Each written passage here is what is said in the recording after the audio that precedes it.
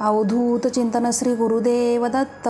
श्री स्वामी समर्थ. सर्वांचं आपल्या चॅनलवर खूप मनापासून स्वागत आहे. आजचा दिवस तुम्हाला खूप छान सुखाचा समाधानाचा जावो ही स्वामीचरणी प्रार्थना करते आणि मी आपल्या आजच्या व्हिडिओला सुरुवात करते. आजच्या व्हिडिओमध्ये आपण अतिशय खूप सुंदर आणि महत्त्वाची माहिती बघणार आहोत.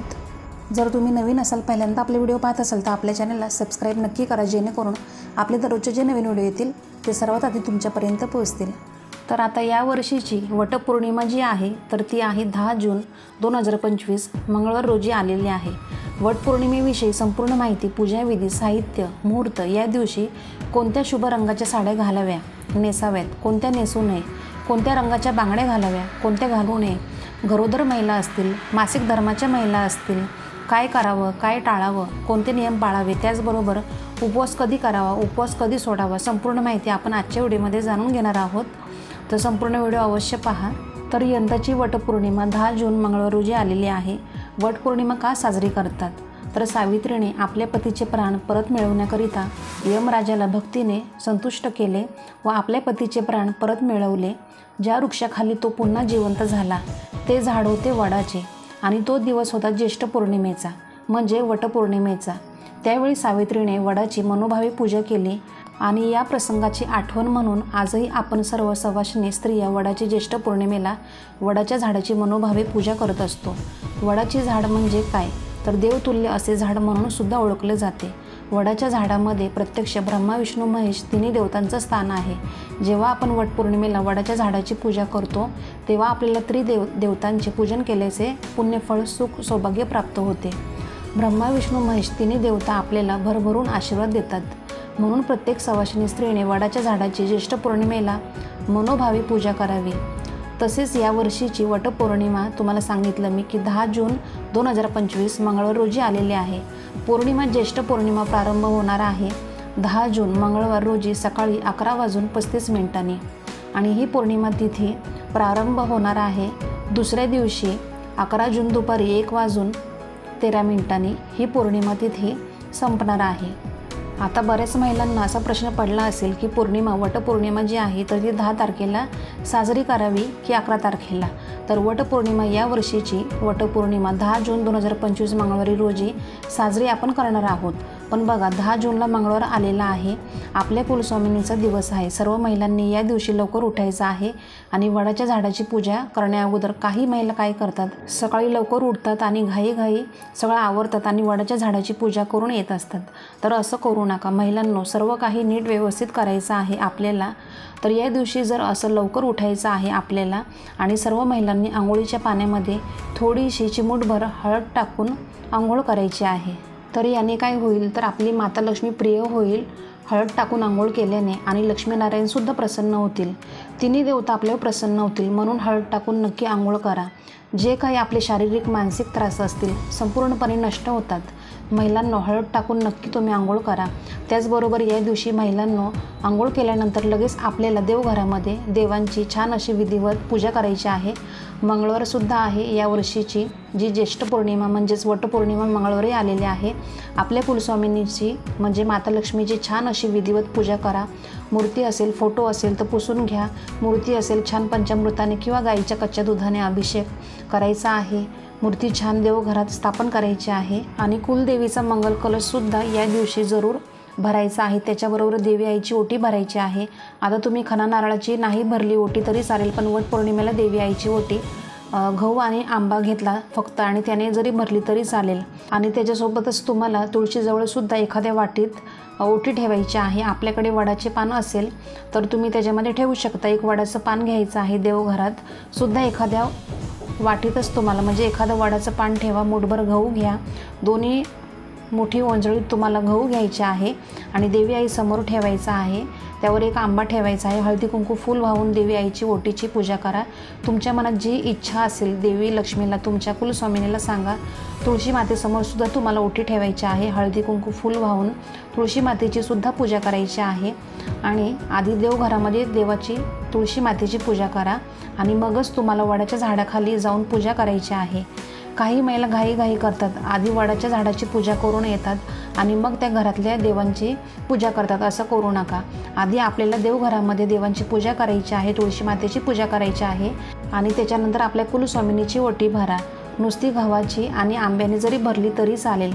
ज्येष्ठ पौर्णिमेला वटपौर्णिमेला गव्हाच्या ओटीला खूप महत्त्व आहे। आपण इतर वेळी अख्ख्या तांदळाची ओटी भरत असतो, यावेळी ज्येष्ठ पौर्णिमेला जेव्हा आपण वडाच्या झाडाजवळ ओटी ठेवतो किंवा 5 बायकांना ओटी भरतो आंब्याने आणि गव्हाने, त्याला खूप महत्त्व आहे। महिलांनो, या दिवशी गव्हाचाच वापर करा। तर आपल्याला फक्त गव्हाचा वापर करायचा आहे, कारण याने काय होतं तर बघा, आपल्याला तांदूळ वापरायचे नाही आहे। गव्हाला खूप महत्त्व आहे। सोन्यासारखं सुख ऐश्वर्य तुमच्या ओटीत देवी आई साक्षात लक्ष्मी माता देईल, म्हणूनच गव्हाचा वापर आपल्याला करायचा आहे। वटपौर्णिमेच्या दिवशी हिरव्या रंगाची साडी जर महिलांना तुमच्याकडे असेल तर अवश्य तुम्ही नेसा, परिधान करा, कारण सुख सौभाग्याचं प्रतीक मानलं जातं हिरवा रंग देवी आईचा आवडता भरलेला शुभ रंग आहे, म्हणून हिरवा रंग जास्त करून हिरवा रंग जर परिधान केला तर सुख सौभाग्यामध्ये वाढ होते।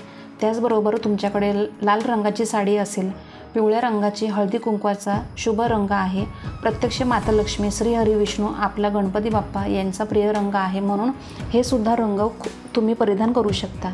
त्याचबरोबर केशरी रंग आनंदाचा उगवत्या सूर्यासारखा तेजस्वी रंग आहे। केशरी म्हणजे ऑरेंज कलरची तुम्हाला साडी असेल तर ती तुम्ही परिधान करू शकता। त्याचबरोबर गुलाबी किंवा जांभळ्या रंगाची साडी असेल तुमच्याकडे, ते प्रेमाचे प्रतीक आहे। हे सुद्धा रंग तुम्ही हिरवा रंग, लाल, पिवळा, ऑरेंज, गुलाबी, जांभळा हे रंग तुम्ही आनंदाने परिधान करू शकता। पण जर चुकून सुद्धा तुम्हाला काळ्या रंगाची साडी परिधान करायची नाही आहे, कारण की बघा, आता हिरवा रंग हा तुम्ही परिधान करू शकता, लाल रंग परिधान करा किंवा पिवळा, ऑरेंज, गुलाबी, जांभळा या कलरच्या साड्या आपण परिधान करू शकतो। तुम्ही वांगी कलरच साडी असेल तुमच्याकडे ती सुद्धा तुम्ही परिधान करू शकता। पण चुकून सुद्धा तुम्हाला पांढरा कलर असेल किंवा काळा असेल, ग्रे असेल, डार्क निळा असेल तर अशा कलरच्या साड्या आपल्याला टाळायच्या आहेत। या दिवशी चुकून सुद्धा या रंगाच्या साड्या अजिबात आपल्याला परिधान करायच्या नाही आहे, एवढं लक्षात ठेवा। त्याच्यासोबतच महिलांनो, हिरव्या काचेच्या बांगड्या सौभाग्यवती स्त्रियांनी या दिवशी हातात नक्की घाला, आणि जर तुम्हाला सवय नसेल बांगड्या घालायची तर निदान तुम्ही आपली वटपौर्णिमेची पूजा होतपर्यंत तरी हातात बांगड्या घालूनच असू द्या। या दिवशी प्रत्येक सवाष्णी स्त्रीने छान अशी साडी नेसून हातात बांगड्या घालून मंगळसूत्र जोडवी छान असं शृंगार करूनच वडाची पूजा करायची आहे। फाटके तुटके कपडे किंवा अगदी 4 दिवसात वापरलेले वगैरे कपडे असतील असे कपडे घालून चुकून सुद्धा महिलांनो वडाची पूजा करू नका। वडाची पूजा करताना मी म्हणेल की वडाच्या झाडाखाली जाऊनच पूजा करायची आहे। फांद्या वगैरे आपल्याला तोडून आणायचे नाही आहेत आणि तुम्ही त्याची पूजा करताय असं करू नका। तुम्हाला जर झाड लावायचं असेल वडाचं तर तुम्ही नवीन झाड घेऊन या आणि त्या झाडाची पूजा केली आणि नंतर ते झाड तुम्ही एखाद्या गार्डनमध्ये तुमच्या घराजवळ लावलं तर अतिशय उत्तम। पण फांदीची पूजा करू नका, फांदी तोडायची अजिबात नाही, अशी चूक करू नका, कारण या दिवशी आपल्याला झाडाचीच पूजा करायची आहे। बघा, बरेच ठिकाणी झाडं असतात, आपण झाडाखाली जाऊनच पूजा करत असतो, आणि या दिवशी कोणाचाच अपमान करू नका, कोणाला कमी लेखू नका। कोणत्या रूपाने देवी आई आपल्या घरी येईल आणि आपल्याकडूनच पाहुणचार करून घेईल, मानसन्मान करून घेईल सांगता येत नाही, म्हणूनच प्रत्येक स्त्रीचा आपण मानसन्मान करायचा आहे, कोणाचाच अपमान होणार नाही याची प्रत्येकाने काळजी घ्यायची आहे। आणि आता सर्वात महत्त्वाचं, मांसाहार आणि मद्यपान होणार नाही याची काळजी घ्यायची आहे। जेवढे झाडं लावता येईल तेवढे आपल्याला या दिवशी लावायचं आहे। या दिवशी एका होईना प्रत्येकाने वडाचं लावा किंवा तुळस लावता येईल तर तुळस लावा, किंवा इतर झाडं लावायची असेल तुम्हाला तर अतिशय शुभ दिवस आहे। वटपौर्णिमेच्या दिवशी आपल्याला घरात आपल्या शांतता राहील याची प्रत्येकाने काळजी घ्यायची आहे, आणि महिलांनी मन शांत ठेवायचं आहे, प्रसन्न ठेवायचं आहे। प्रसन्न मनाने केलेली पूजा असू द्या, व्रत उपवास फळ देऊन जातं, म्हणून शांत आणि प्रसन्न ठेवा मन। तर आता वडाच्या पूजेसाठी काय साहित्य लागणार आहे आपण जाणून घेऊया। तर 2 हिरव्या बांगड्या लागणार आहे आपल्याला, शेंदूर, 1 गळसरी, अत्तर, कापूर, पंचामृत, दूध पंचामृत नसेल तर कच्चं गाईचं दूध पूजेचं चालेल पूजेसाठी, वस्त्र, विड्याची पानं, सुपारी, पैसे, गुळ खोबऱ्याचा नैवेद्य, आंबे, द्रुवा आणि गहू आणि फुलं वगैरे। तुम्हाला जर वडाच्या झाडाला एखादा हार घालायचा असेल तर तुम्ही हार घेऊनच आलात, फुलांचा तरी चालेल।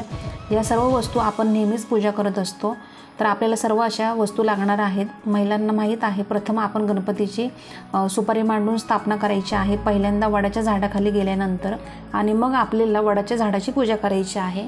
आणि तुम्हाला सांगते त्याच्यासोबतच बघा, हळदी कुंकू, अक्षता लागणार आहेत, पाणी लागणार आहे, आणि जो सूद असतो गुंडाळायचा तो सुद्धा लागणार आहे, आणि सौभाग्याचा अलंकार असतो तो सुद्धा आपल्याला लागणार आहे।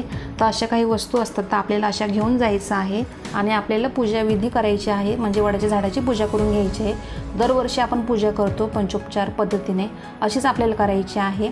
आणि बघा, लक्षात ठेवा, मूठभर तुम्हाला गहू घ्यायचे आहे, तांबा घ्यायचा आहे आणि तुम्हाला वडाच्या झाडाखाली सावित्री मातेची सुद्धा तुम्हाला ओटी भरायची आहे। तर आपण ही पूजा का करतो, तर जन्मोजन्मी आपल्याला हा जोडीदार मिळावा, जोडीदारासोबतच संपूर्ण आयुष्य सुख समाधान आनंद आरोग्य ऐश्वर्याने गोकुळाने फुलून राहावं, अशी मनापासून आपल्याला वडाच्या झाडाखाली प्रार्थना करायची आहे। यासाठी आपण ही अशी पूजा करत असतो। स्त्रियांनी या दिवशी उपवास करायचा आहे, किमान वडाची पूजा करेपर्यंत तरी नक्की उपवास करा, नंतर तुम्ही खाल्लं काही तरी चालेल। तर वटपौर्णिमेच्या दिवशी संपूर्ण दिवस रात्र छान असा उपवास करतात काही महिला आणि दुसऱ्या दिवशी उपवास सोडत असतात। आता तुमची जशी परंपरा आहे तसं तुम्ही करू शकता। तर चला, आजच्यासाठी फक्त इतकंच। तर तुम्हाला आजचा व्हिडिओ आवडला असेल तर आपल्या व्हिडिओला लाईक करा, शेअर करा, सबस्क्राईब करा आणि कमेंट करायला विसरू नका। तर आपण दररोज अशा नवीन व्हिडिओमध्ये भेटत जाऊ। तर आजचे व्हिडिओ मी आपल्या स्वामी समर्थ महाराजांनी रुजू करते आणि इथंच थांबते। धन्यवाद। श्री स्वामी समर्थ।